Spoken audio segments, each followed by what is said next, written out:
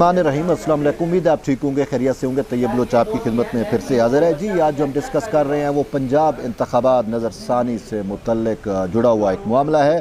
Chief justice उमरता Bandial की सरबराही में supreme court के 3 रुकनी बेंच ने इस मामले पर जो है वो समाअत की है, लेकिन आज जो है वो टोटल समाअत का जो आप समझ लें कि नुक्ता नज़र ही टोटल तब्दील हो गया। और यूँ आज ख़ुद अदलिया के लिए जो है वो एक बहुत बड़ा सरप्राइज़ जो है वो सामने आया। और वो सरप्राइज़ क्या है अभी आपको जो है इसका आइडिया हो जाएगा, अदराक हो जाएगा।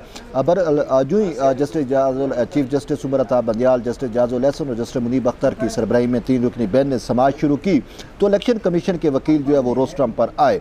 इससे पहले कि इलेक्शन कमीशन के वकील जो है वो दलाइल का आगाज़ करते तो अटार्नी जनरल जो है वो रोस्ट्रम पर आकर उन्होंने अदालत को कहा कि मैं जो है वो कुछ कहना चाहता हूँ। तो उस पर अदालत ने उनको जब इजाज़त दी तो अटार्नी जनरल फॉर पाकिस्तान जो है मंसूर उस्मान ने अदालत को बताया कि सुप्रीम कोर्ट के नज़रसानी कवानीन जो है वो मंजूर हो चुके हैं। अब नया कानून जो है वो बन भी चुका और उसका इतलाक़ जो है वो गुज़िश्ता जुमे से हो भी चुका है, जिस पर जस्टिस मुनीब अख्तर के चेहरे के ऊपर एक मुस्कुराहट भी आई और उन्होंने इलेक्शन कमीशन के वकील को मुखातिब करके कहा कि अब नए कानून का सुनकर जो है इलेक्शन कमीशन के वकील जो है वो मुस्कुरा रहे हैं। अटॉर्नी जनरल फॉर पाकिस्तान का ये कहना था कि सुप्रीम कोर्ट के असल दायरा इख्तियार आर्टिकल 184(3) के तहत जो है वो केसेस में नरसानी का कानून जो है वो हुकूमत ने बनाया और सुप्रीम कोर्ट के नरसानी इख्तियार का दायरा कार जो है वो अब वसी कर दिया है। चीफ जस्टिस उमरता बंदयाल ने जो है वो रिमार्क्स देते हुए कहा, क्योंकि ये मामला जो ख़ुद चीफ जस्टिस की पूरी अदालत के लिए एक सरप्राइजिंग था, वो हैरान कुन भी था। शायद किसी को आइडिया भी नहीं था कि कानून भी बन चुका है, लेकिन कानून बनने से जो समाअत का दायरा कार है वो भी अब तब्दील हो चुका है। तो बहरहाल चीफ जस्टिस ने जो है वो अब इस केस पर रहने की बजाय जुडिशल कमीशन से मुतल्लिक जो केस है उस पर रिमार्क्स देने शुरू कर दिए। चीफ जस्टिस ने अटार्नी जनरल को जो है वो मुखातिब करके कहा कि जुमेरात को, अगरचे ये केस बुध को लगा हुआ है लेकिन ताहम चीफ जस्टिस जुमेरात का कह गए हैं, तो हम ये तस्दीक करते चले कि बुध के रोज़ जो है वो जुडिशल कमीशन से मुतल्लिक केस जो है जो 31 मई को मुलतवी हुआ था तो उसकी समाअत जो है वो बुध को होगी। तो चीफ जस्टिस ने कहा कि बुध को इस मामले पर समाअत होनी है तो आप जो है वो हुकूमत से हिदायत ले लें। और चीफ जस्टिस ने रिमार्क्स देते हुए कहा ये अदालत आलिया की आज़ादी के कानून को जो है वो लागू करती है। चीफ जस्टिस का ये भी कहना था कि हम समझते हैं कि आर्टिकल 184(3) के दायरा इख्तियार के केसेस में नरसानी होनी चाहिए। सुप्रीम कोर्ट के ही फैसले के मुताबिक आर्टिकल 187 के तहत नरसानी के दायरा इख्तियार को बढ़ाने का रास्ता जो है वो दिया गया है। जज की जानिबदारी का भी मामला उठाया गया, ये चीफ जस्टिस का कहना था। चीफ जस्टिस ने कहा क्यूरेटिव रिव्यू का जो मामला आपने उठाया उसको भी हम जो है वो देख रहे हैं। दूसरी जानिब से कौन आया है ये कहना था चीफ जस्टिस का। तो अदालत को बताया गया कि तहरीक इंसाफ के वकील अली ज़फ़र जो है वो यहाँ पे नहीं है। चीफ जस्टिस ने अटार्नी जनरल से मुखातिब करके कहा क्या आपने अली ज़फ़र को कुछ बुरा तो नहीं कहा? मैंने बैरिस्टर अली ज़फ़र को कुछ नहीं कहा, ये कहना था अटार्नी जनरल का। और इसके साथ साथ चीफ जस्टिस ने कहा हम इन तमाम मामलात को जो है वो बगौर इनका जायज़ा ले रहे हैं। अटार्नी जनरल फॉर पाकिस्तान ने रिव्यू ऑफ जजमेंट एक्ट 2023 की कापी और नोटिफिकेशन भी सुप्रीम कोर्ट में जमा कराया। इस नोटिफिकेशन के मुताबिक आर्टिकल 184 के तहत मुकदमात की नरसानी दरखास्तों में सुप्रीम कोर्ट अपील की तर्ज पर जो है वो समाअत करेगी। नरसानी दरखास्त की समाअत पर लार्जर बेंच जो है वो तश्कील दिया जाएगा। एक्ट में यह भी कहा गया है कि लार्जर बेंच में जजेस की तादाद मरकजी केस का फैसला सुनाने वाले जजेस से कहीं ज़्यादा होगी। नरसानी में अपनी मर्ज़ी का वकील भी मुकर्रर किया जा सकता है। पुराने उसमें नरसानी में वकील जो है वो तब्दील नहीं किया जा सकता था, ताहम अब नरसानी में वकील जो है वो तब्दील किया जा सकता है। 184 के तहत दायर मुकदमात की नरसानी दरख्वास्त 60 रोज़ में जो है वो दायर की जा सकेगी। एक्ट का दायरा कार इस कानून के बनने से पहले के फैसलों पर भी उसका इतलाक़ होगा। एक्ट का दायरा कार सुप्रीम कोर्ट और हाई कोर्ट्स के फैसले और रूल्स पर भी जो है वो होगा।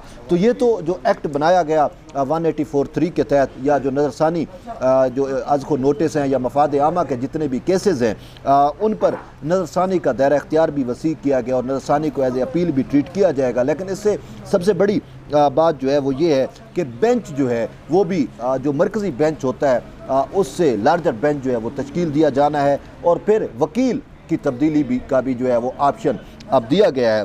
तो यूँ ये कानून जो है वो अब बन चुका है, जुमे से इसका इतलाक भी हो चुका, सदर मुमलिकत ने भी दस्तखत जो है इस पर कर दिए हैं। तो इसी से ही जुड़ा हुआ मामला जो है वो पंजाब इंतखाबात नज़रसानी केस है। तो पंजाब इंतखाबात का जो मामला है वो भी तो 184(3) में था ना, आपको याद हो कि CCPO लाहौर का मामला था, मामला कुछ और था, वो एक सर्विस मैटर था। उस पर जो है वो जजेस साहब ने जो है वो अपना नोट लिख के चीफ जस्टिस को भिजवा देते हैं और फिर चीफ जस्टिस उस पर बेंच बनाते हैं, और यही 3 रुकनी बेंच जो है जो अभी इस मामले पर समाअत कर रहा था, यही 3 रुकनी बेंच होता है, तो वो इस पर समाअत करता है। लेकिन अगर हम बेंच को देखें तो बेंच का कंपोजिशन कैसे तब्दील होता रहा वो भी आपके सामने है कि जब आज को नोटिस लिया गया तो फिर एक लार्जर बेंच बनाया जाता है, और फिर वो लार्जर बेंच टूटते टूटते जो है वो 7 पे, फिर 5 पे, फिर यूँ 3 पे आ जाता है।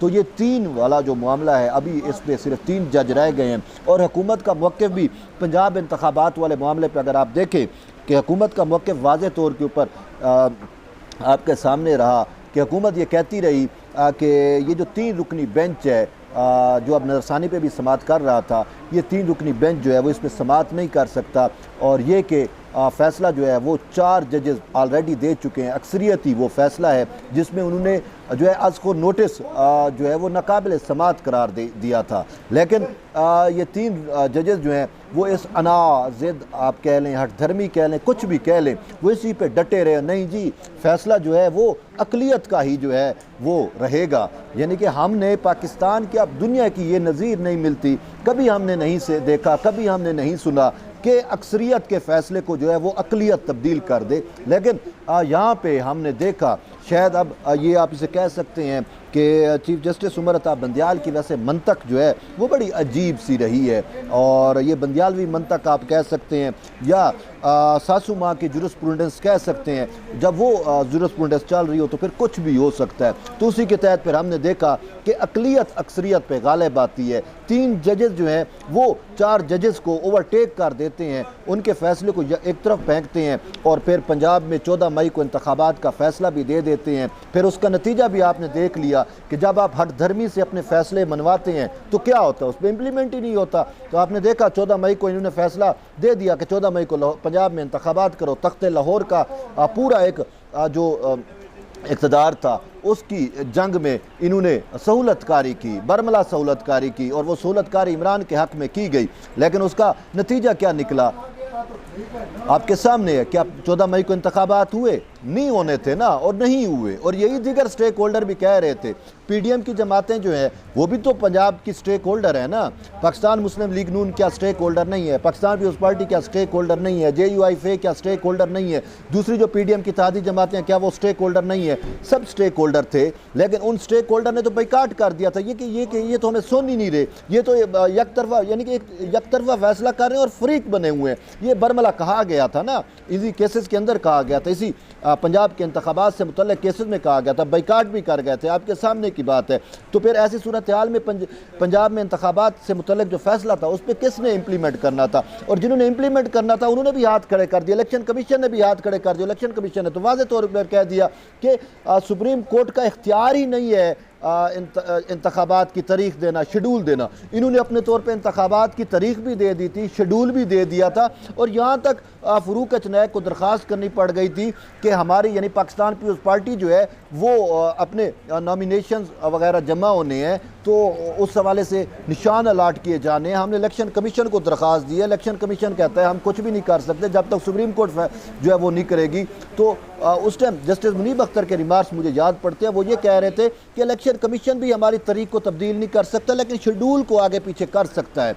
तो यहाँ तक इन्होंने वो फैसला दिया था। अब उसका नतीजा क्या निकला? 14 मई तो कब की गुजर चुकी, लेकिन इंतखाब हुए नहीं है। तो फिर हुकूमत ने फिर भी नज़रसानी हुकूमत ने दायर नहीं की, इलेक्शन कमीशन ने आके नज़रसानी की, और इलेक्शन कमीशन का यह मौक़िफ़ था कि सुप्रीम कोर्ट का दिया हुआ फैसला जो है वो गलत फैसला है, सुप्रीम कोर्ट को इख्तियार नहीं है, सुप्रीम कोर्ट जो है वो आइन और कानून को बलाए ताक रखते हुए सुप्रीम कोर्ट ने फैसला दिया, तो सुप्रीम कोर्ट अपने फैसले पर नज़रसानी करे। तो अब ये नज़रसानी का केस जो है वो सुप्रीम कोर्ट में चल रहा था, लेकिन इसी असना में हुकूमत को अदराक हो गया था कि भाई ये जजेस कुछ भी कर सकते हैं, जो फरीक बने हुए हैं, जो है वो PDM को दूसरे स्टेक होल्डर को जो है वो सुनना तक गवारा नहीं कर रहे, तो हुकूमत ने जो है वो अपने तौर के ऊपर क्या किया कि एक नया कानून बना दिया। और वो कानून क्या है, नज़रसानी से ही मुतल्लिक है। 184(3) के तहत जितने भी मुकदमात हैं हुए होते हैं या हैं, उससे मुतल्लिक हुकूमत ने एक कानून बनाया। और वो कानून मैंने आपको उसकी चंद चीज़ें भी पढ़ कर सुना दी कि उसमें जो नज़रसानी का स्कोप होगा वो बहुत वसी कर दिया गया। और सिर्फ वो नहीं किया गया बल्कि बेंच की तब्दीली भी कर दी गई कि जो बेंच मरकज़ी केस सुनता है उससे लार्जर बेंच जो है वो इस मामले पर समाअत करेगा। और फिर नज़रसानी में जो है वो वकील तब्दील करने की इजाज़त नहीं होती थी, अब वकील भी तब्दील जो है वो किया जा सकेगा। तो यूँ ये जो एक्ट आया, ये जो नया नज़रसानी से मुतल्लिक, इस एक्ट जो है वो आज अटार्नी जनरल की जानिब से जब जजेस को बताया गया तो उनकी शायद, मैं आपको क्या समझूँ, लेकिन उनकी शायद शक्लें भी देखने वाली थी, उनको समझ भी नहीं आ रही थी। तो इस वजह से पंजाब इंतखाबात नज़रसानी से मुतल्लिक फिर उन्होंने समाअत नहीं की, लेकिन उनका वो जो जुडिशल कमीशन पे चीफ जस्टिस साहब चले गए और उनके आज के इस केस में रिमार्क्स जो हैं वो किसी और केस से हैं। जुडिशल कमीशन के को जो है वो जस्टिफाई करने की वो कोशिश करते रहे हैं कि हमने जो हुक्मनामा दिया था वो हुक्मनामा अटार्नी जनरल को कहा कि आपने पढ़ा है। भाई अटार्नी जनरल नहीं पढ़ेगा तो और कौन पढ़ेगा? अटार्नी जनरल तो वो पढ़ के आए हैं। उन्होंने तो जब जस्टिस काजी फैज़ ईसा का कमीशन बैठा तो उन्होंने ये फैसला पढ़ के भी सुनाया था। तो ये कह रहे हैं कि जी वो अदली आज़ादी से मुतल्लिक से जुड़ा हुआ मामला है, तो हमने जुडिशल कमीशन को कलअदम करार नहीं दिया। आप फिर से पढ़ लें। लेकिन उन्होंने कहा कि चूँकि एक्सीडेंटली समझ लें या कुछ भी समझ लें कि मुल्क में एक ही चीफ जस्टिस है, दूसरा चीफ जस्टिस हो ही नहीं सकता। यानी उनका कहने का मतलब ये था कि हुकूमत जो है वो जुडिशल कमीशन बनाते वक्त चीफ जस्टिस ऑफ पाकिस्तान के इख्तियारात को नज़रअंदाज नहीं कर सकती। चीफ जस्टिस ऑफ पाकिस्तान जो है उसको बाईपास नहीं किया जा सकता। चीफ जस्टिस ऑफ पाकिस्तान से मुशावरत जो है वो ज़रूरी होती है। ये चीफ जस्टिस आज कहते रहे इस पंजाब इंतखाबात नज़रसानी केस के अंदर। तो बहरहाल अब मामला ये है कि पंजाब वाला मामला जब से ये नया कानून बना है वो तो अब उसकी जो संगीनी थी वो बिल्कुल ख़त्म हो गई है। इनको नज़रसानी करनी पड़ेगी और ये चीफ जस्टिस इजाज़ुल एहसन और मुनीब अख्तर के अलावा भी अब बेंच में इनको एक्सटेंशन करनी पड़ेगी, तोसीद देनी पड़ेगी। लार्जर बेंच जो है वो अब इस पर बनाना पड़ेगा। और वो जो एक संगीनी नज़र आ रही थी कि हो सकता है कि जी ये कुछ भी कर सकते हैं, वज़ीर आज़म को नाअहल कर सकते हैं कि तौहीन अदालत में यार, वो अब सारी मामलात, वो सारी चीज़ें जो है वो अब दम तोड़ चुकी हैं। अब यानी कि आप समझ सकते हैं कि हुकूमत जो है वो विन विन पोजीशन में आ चुकी है। और ये जजेस जो हैं जो अना और हट धर्मी और ज़िद बना के बैठे हुए थे, अब उनके हाथ में कुछ नहीं रहा, ख़ासकर इलेक्शन से मुतल्लिक मामले पे। बहरहाल जुडिशल कमीशन का मामला जो है वो अब उसकी जो है वो बुध को समाअत होनी है। फिर supreme court practice and procedure bill से मुतल्लिक जो मामला है उसकी जुमेरात को समाअत होगी। और यूँ बुध और जुमेरात जो है वो इंतहाई अहम समझे जा रहे हैं। ताहम पंजाब इंतखाबात नज़रसानी वाला मामला जो है ये तो अब गैर मुअय्यना मुद्दत तक चला गया है। इसको शायद वो जो है समाअत के लिए लगाएं ना कि बाद में चीफ साहब रिटायर हो जाएं तो ही समाअत के लिए लगे, या लगाएंगे तो कोई लार्जर बेंच इनको बनाना पड़ेगा। तो यूँ आप समझ सकते हैं कि जजेस को जो है वो अब मुश्किल आन पड़ी है और हुकूमत ने इनको जो है बिल्कुल फंसा के रख दिया है। अब देखते हैं कि ये हुकूमत की स्ट्रेटजी से किस तरीके से नबुर्द आज़मा होते हैं। एट दी एंड यही है कि आप जुड़े रहिए तैयब बलोच के साथ। मिलते हैं फिर एक नई वीडियो में, तब तक के लिए इजाज़त दें। अल्लाह हाफ़िज़।